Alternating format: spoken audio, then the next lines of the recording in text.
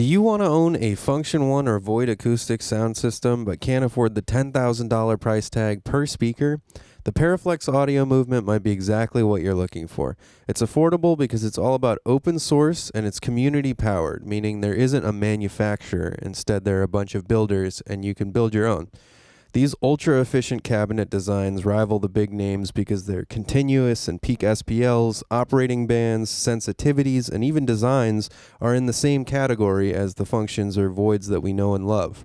This ELF speaker even has lower extension than the Funktion F221s, so it's quite an impressive unit that has a real surgical laser-like sound, and I absolutely love mine. I built this one we're looking at for around $2,000, starting with pre-cut wood, and it took me a few weeks of off and on work since this was my first speaker build ever. But if you're new to this too, you'll see everything you need to know in this video. I started with pre-cut wood here, which I purchased as a flat pack from a builder in Cleveland, and I'll link his info down below. And for me, that was a really good choice because these cuts are kind of complex, and I just wanted to learn my way around building a speaker and then kind of graduate to processing all the wood on my own for my next build, which is going to be two tops.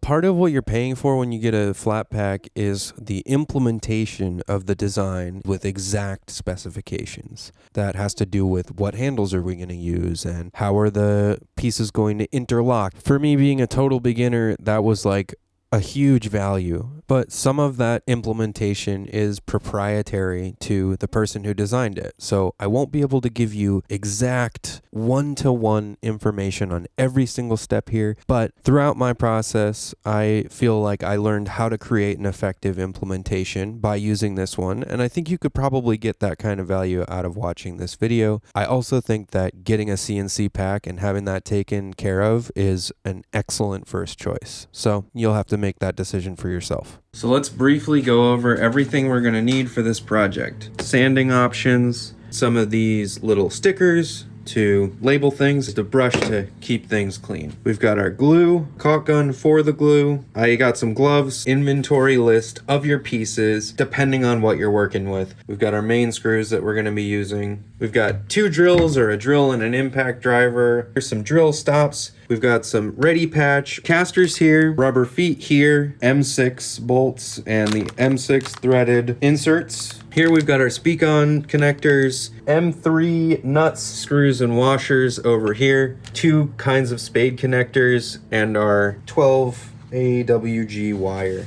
Down here we've got our handles, number 8 3/4 screws for attaching our handles. Scraper, it's like a putty knife to scrape the glue off. Once it's about half set, we'll scrape off the excess with this guy. Finally, a utility knife, a 6-inch C-clamp, polyfiber fill, black Duratex speaker coating, and white Duratex, a roller to apply that Duratex, a cheap trim router is good to have, as well as an 1/8-inch roundover bit, a precision sander like this hand micro tool sander, a cheap pick set and a flush cut pull saw,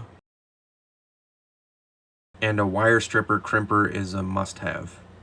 So we're gonna start with our pre-assembly phase, just getting all the wood together and ready and checking it over. We're gonna have our inventory list in the order of assembly, so we'll always be dealing with the pieces in the order that we're going to assemble them. You can label your pieces like I've done here. This is a brace D piece, and mainly what we're going to be doing is using a little bit of sandpaper to just clean up the edges and clean up any areas that have burrs or little imperfections. And so I have a little brush here as well to just keep things clean as we go. So we're going to start with this bottom piece, and by the end of this pre-check, we'll be familiar with all the parts. If you look down in the description of this video, I made a PDF walking through every step of making this speaker, so you can follow along if you like. So our next piece is the baffle that our driver sits on and mounts to. What I'm going to do is I'm going to take a piece of cardboard, and since this will be different from build to build, whether you're making an 18 or a 21, and depending on the driver you're using, we're gonna just verify that everything is in order here. So I'm gonna take this piece of cardboard and I'm going to transfer over the mounting holes on the driver, and then we'll come back and make sure that our piece is a perfect fit. So that's our pattern transferred over from the driver. And as you can see, Our baffle is cut perfectly.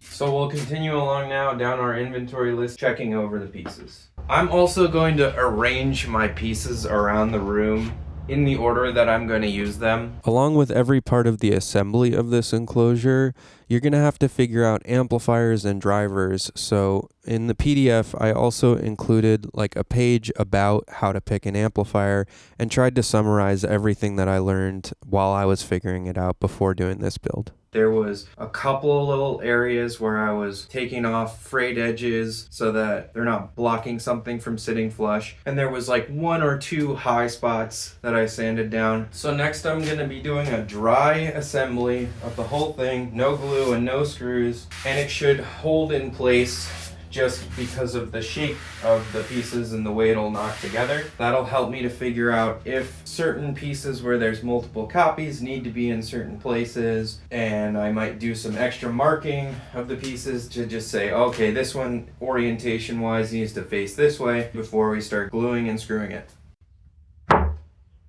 I am going to be marking these pieces because I might accidentally do it right, but then not do it on purpose right. So I'm just going to mark them saying like, okay, this part is the top and it's facing front. This will be top right inside. So you'll see here that I actually do switch things around in terms of these first 2 inner path panel pieces and then those front path panels with the 45 angle caps on them. Those are one piece in this. I flip-flop those a few times to just get the best fit. And once I figured out the best orientation and position for each of those pieces, pretty much everything else came together very easily. But I still went ahead and marked everything just to show where things were. And I found that it was surprising how detailed I needed to be. Like there you can see that L shape. I'm saying like, all right, this faces the corner, or these triangles are like, this is facing the 45-degree end caps. Top up, top outside left. That marked as the inside. Yeah. But you can figure out your own system. Now I'm putting it away as well in like all the same orientations. So that should help too. All of the pieces are stacked here in the reverse order from taking them apart. And so they are in just the order that we need them to put them on. So here you can see I'm getting the drill stop. This basically sets how deep the drill can go into the wood.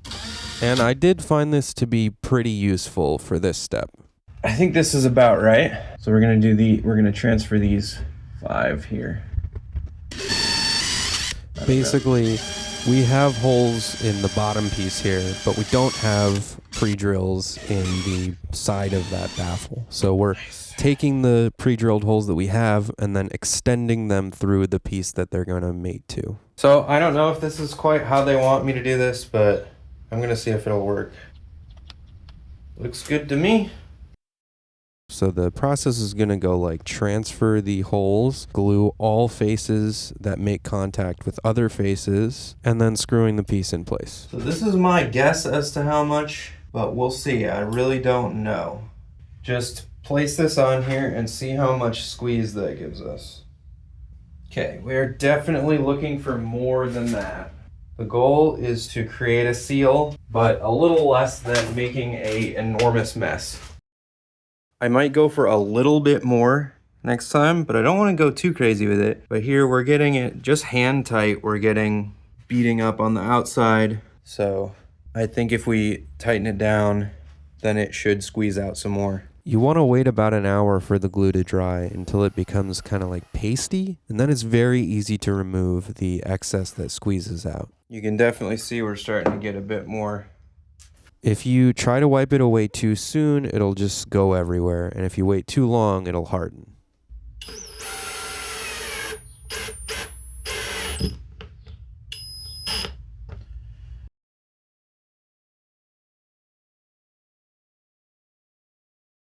I tended to overwipe throughout this build, but I sanded down and I still got great results. First one down. A lot of these interior joints are going to be hidden anyways, so that'll give you some time to figure out how the glue actually behaves before you're working on the joints that will be visible and that you'll really want to get a nice clean finish on. There's a couple pieces where you might be joining in, like this piece right here, just with glue at first, and then a later panel will go on and fasten to it with screws, and that's totally chill. But in general, you want to put some really good pressure and get things exactly into place before you fasten them.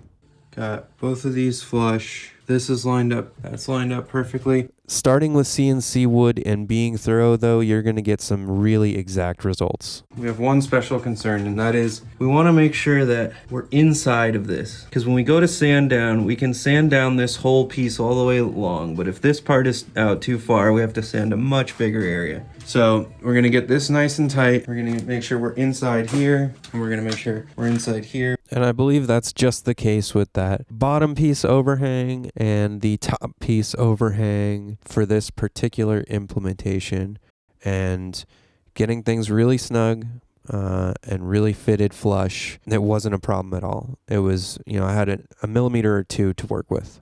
Look at how perfect that is. But I kept making my way around here, really no hitches whatsoever, just pre-drilling, gluing, screwing, and repeating until I got to the top. However, there's nothing keeping this piece pulled in that way. Like, there isn't screws there, and there's nothing holding this piece in that way. And this one's kind of the most disagreeing with the top going off.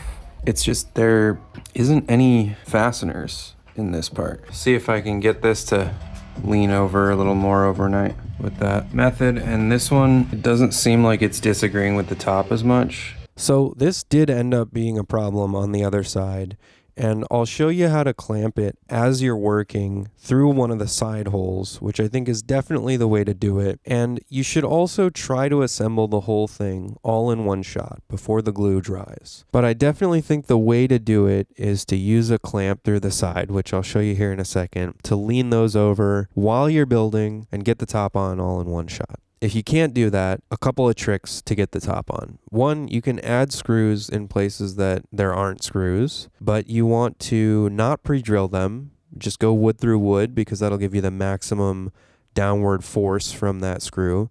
You want to work from the side that's seated best to the side that you're having trouble with. You can use a mallet to bang things into place as you go and try and get it to pop down. Here you can see that area that I really had trouble with, and it's quite off. And that orange clamp is what I recommend doing just from the jump on both sides. You'll be able to keep working on the top because it doesn't obstruct that, and it'll pull it right over, so you should have no problems with the top. But if you do have any trouble with the top, don't worry. I spent an hour and a half wrestling with it in its fairly dried state, and one by one, I got it down, and it turned out just about perfect in the end. This side was the hardest to seat. Don had to add quite a few extra screws. I know I went overboard with the glue, but there was some small splits. This was the one area we had a gap, but I sealed that. And then, there's a little bit of a imperfection here with this sticking out. In both cases, this inner panel was too far in. I used this little clamp, and I put that there, and I pulled that in, and that worked pretty okay. So that's the top on.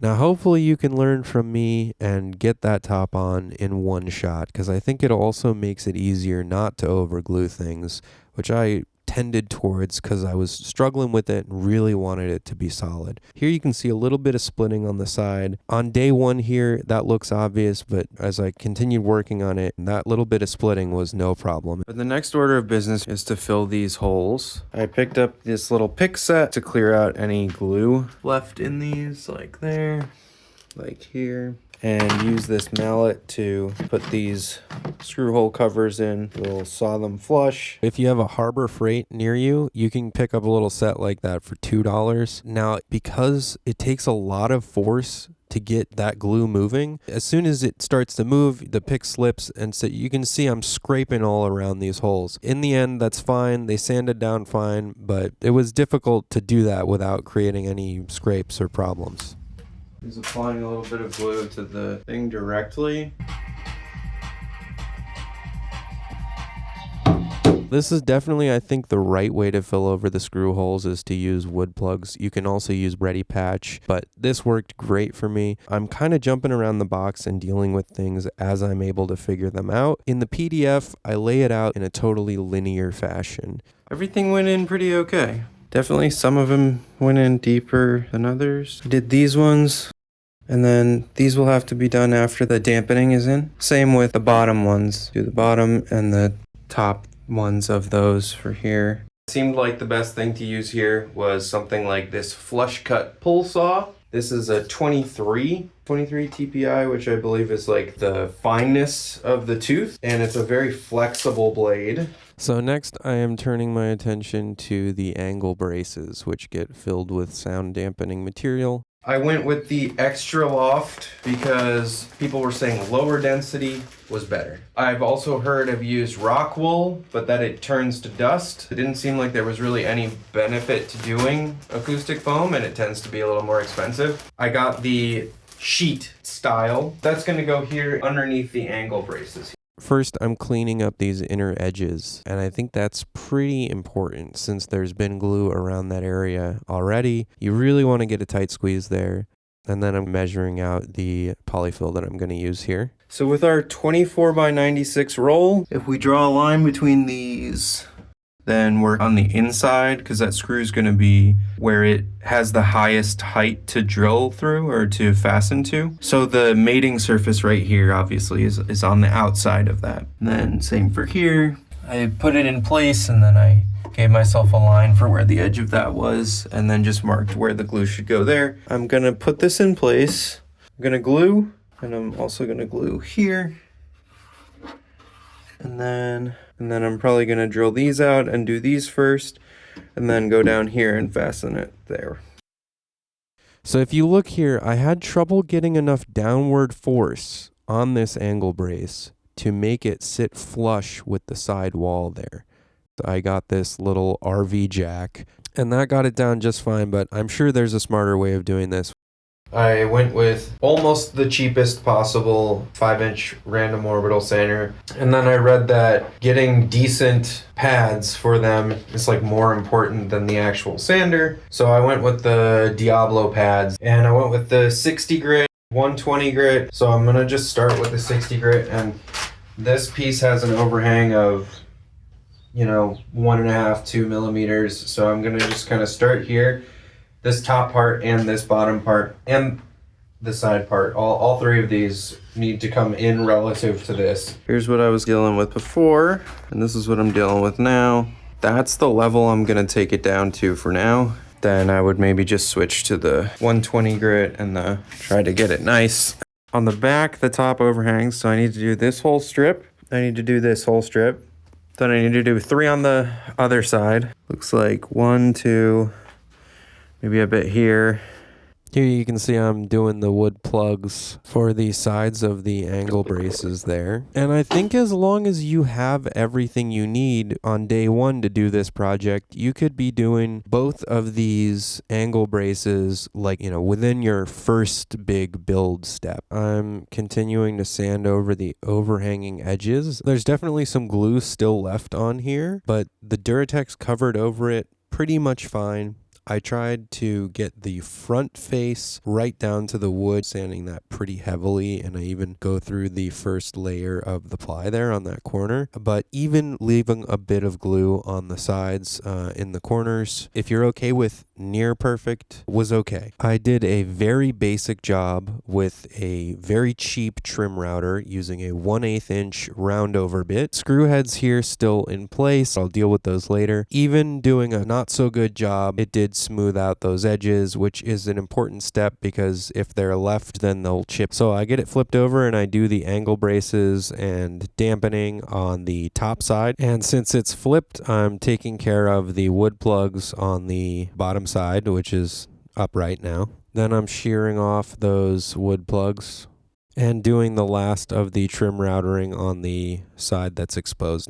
Shearing off the angle brace wood plugs, and then going around with the MH Ready patch and filling in any splits, imperfections, places I scratched things up, places where the trim router left a line, some cracks, and areas where there's just not a perfect square. That way we can sand down to a perfect square or a perfect rounded edge afterwards.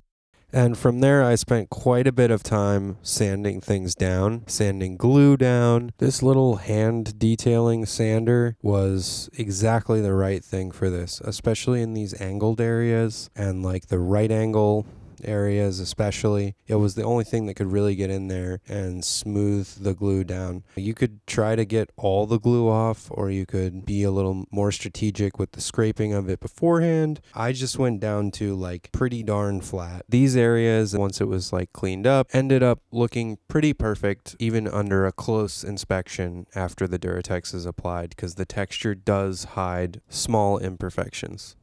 After that, I did thorough sanding of the whole outside over all the screw hole covers and just the general seams, to the point where we have flat surfaces on all sides. So now it's time to do our Duratex roller grade speaker coating, and I'm using this 4-inch textured roller. But I read somewhere that giving it a 2 or 3 minute stir was worthwhile, so I did that, and then I started applying it in really even coats. And then what happens is after 2 or 3 minutes, the coating dries a little bit and it gets kind of tacky.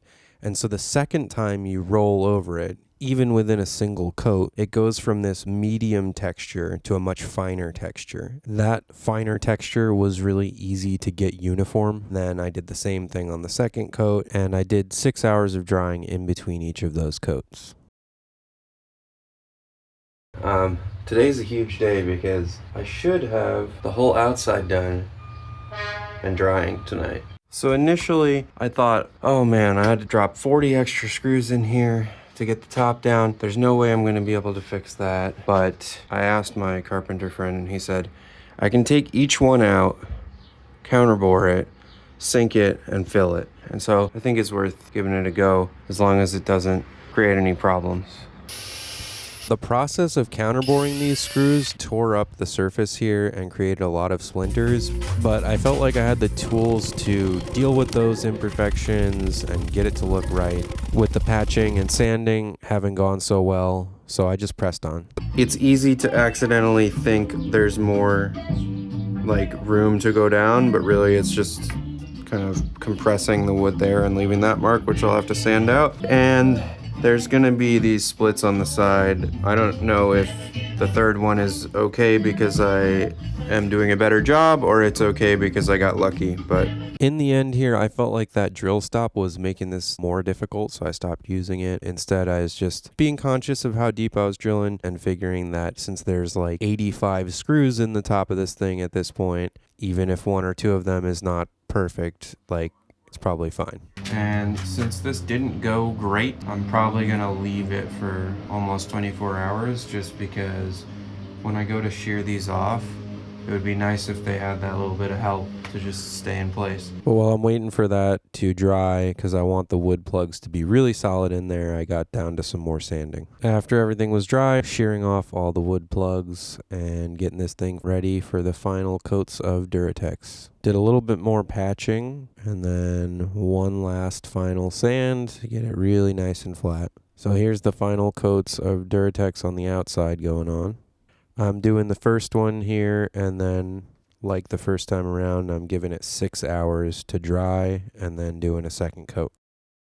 After that, I'm doing the final sanding of the inside, and then I got the white Duratex out, and I'm doing the first coat of white Duratex on the inside. I filled these with black Duratex, and I'm gonna go ahead and do the same around here because it'll help to hide the insides. Look here, this is before I painted. You see the bare wood? That's why we go in with the brush. I definitely recommend doing those 2 detail areas before the main coats of Duratex, because the main coats will then conceal the edges. For the casters, we're going to use one of each the M6 threaded insert and the M6 bolts. And while we're back here, take a look at the back plate there, that opening where the speak-on plate's going to go. That's an area that also could be done by hand with brush for the Duratex, although I don't show that in this video. After that, it's time for coat 2 on the inside with the white, and then we get to wire this thing up. So we're going to bolt the two Nutric connectors in the same orientation here with a nut, washer, and bolt onto the speak-on plate in each of the 8 holes that you see. So the first thing we need to show, separating the wire. This will just make it easier to work on them. Use the 12 stripper for stripping, which you do by just clamping and then pulling gently. You want to get the sleeve off without cutting any of the metal fibers inside. Then you can twist to keep things together here and keep it neat. And now I'm going to show you how to use the spade connectors. You crimp these on by crushing this little metal cylinder in the center, and you can use the ints only slot on the crimper tool, and that'll clamp the spade connector down and hold it in place. And now it's no longer just a wire, it's a wire with a connector. I'll show you the simple routing I did for driver break-in. So I have the red in the +1, and then I have the black in the -1. And then I have the red on the positive terminal here and the black on the negative terminal. I'm just using the pressure and tension here to keep these in. And then the idea is when I'm ready to set this up as a daisy chain, I just replace this with a piggyback style and then wire this with a spade connector to the exact same, so the +1 and the +1 together, and then I'll have my in and my out. When you put this piggyback onto one of the connector poles, it has one pathway that goes into the speaker and another pathway that breaks off and splits. So here we have our two splitters, the piggybacks. These piggybacks will be slotted onto the in speak-on connector, like so. And then with one of the pathways, you're going to go to the speaker itself. And with the other of the pathways, you're going to go back into the matching +1 and -1 poles on the out speak-on. Then you can plug a speak-on cable into the out and run it into the next in of another subwoofer. There are 4 poles on each of the speak-on connectors, but in this case, we're only using the +1s and -1s. We're not using the +2 and the -2, which are for other purposes. Finally, although I do not show it in this video, the spade connectors are meant to, once connected, be shrunk into place with a heat gun. So you use a heat gun and the plastic will shrink down and seal everything. So that was my first time ever setting this up, and it went totally smoothly. A little bit of info on driver break-in. So my research revealed that it's 20% real, 80% mysticism, but I want to point out right here, the back of this driver needs to be able to exchange air with the room. So do something more like this. Put it in a box or on something where the bottom of the driver has air underneath it. You see, like it's on this tipped over bookshelf, and now I'm able to send this some sine waves or some music or whatever I decide or you decide that your break-in procedure is going to include, and you'll be able to confirm that the driver doesn't have any distortion or mechanical noise. So yeah, at this point I'm feeling pretty excited. So next we're going to put the handles on, but I set up the handle there with the screws facing up. That way we can kind of place this gasket over them and it'll center it. So folding it over those screws that I have set on the top. And then we're just going to go ahead and drive these in with our 3/4 inch screws, our secondary screws, and rinse and repeat all the way around the box for all 8 handles. And then you can go ahead and finish putting on your casters there with the M6 bolts, and then back to our 3/4 inch screws to get the speak-on plate on.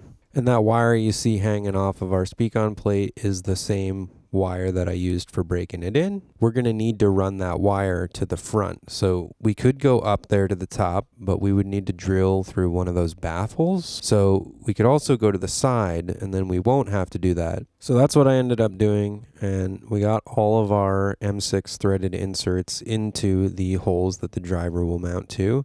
So now we can try to get this driver in, and it's just going to be holding it up in place there and working our way around the M6 bolts into those threaded inserts without stripping them. So we'll tighten them little by little going around, and you can prop it up with a paint stir or something to make it easier until we get the driver fastened down nice and tight. And it's worth noting that wire isn't just sandwiched in between the front of the driver and the baffle. It has a hole drilled for it. Dealer's choice where you want to put that hole. We just want to make sure that it's a really snug fit, so don't drill it wider than you need to. And then we can actually glue right over that wire where it's going through that baffle and create an airtight seal around it.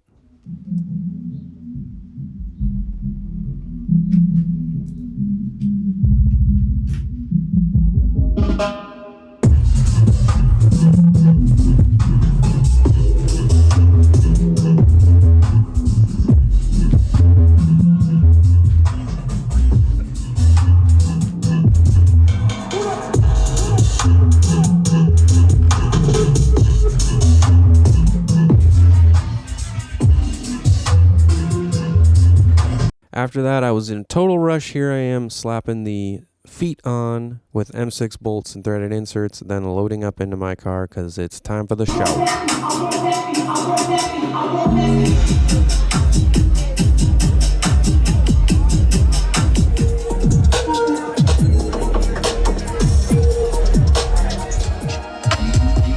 But yeah, I couldn't find a video like this when I started my build, so I set out to make one. And I hope it's useful for you guys. I make music as Big Sister. I would love for you to check it out if it's your thing. It's mostly sound designy bass music stuff, usually influenced by the UK scene. And that's what brought me into sound system culture, that and reggae and dub. And yeah, don't be a stranger. Feel free to send me a message if you have any questions about this or you just want to connect. I hope to meet many of you guys out there. And happy speaker building, happy music writing, happy dancing. Love you guys. Thank you so much. Bye.